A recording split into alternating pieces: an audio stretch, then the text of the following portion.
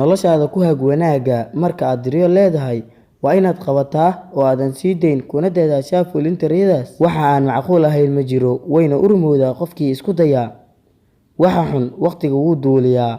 Akhbaarta wanaagsan ayaa ah inaad adigu tahay duuliyaha. Noloshu waxay heshaa inta badan waxyaabaha aad aadka ugu dabar adeegtay oo aad u dulqaadatay. Wejigaaga had iyo jeer ku jeedi xagga qoraxda, hooskuna ha ka dambeeyo, taasoo micnaheedu ay tahay hore u soco, dhegnaha u dhigin dadka gadaal ka hadla. Weligaa ma weynaysid inaad hadaf cusub dejiso ama aad riyo cusub ku riyooto. Mar waliba degdeg waxa uu noqon karaa tallaabo aad kaga joogsato hadafkaaga. Iska ilaali degdega badan iyo caajisnimada. Guushu ma ahan kama dambays, guuldaraduna ma ahan dhimasho. Geesinimada ayaa u baahan in hore loo sii wado si aan uga gungaarin caqabadaha na soo wajihi doona. Noloshaada u door meesha ku habboon oo aad is leedahay xasilooni ayay ku heli kartaa.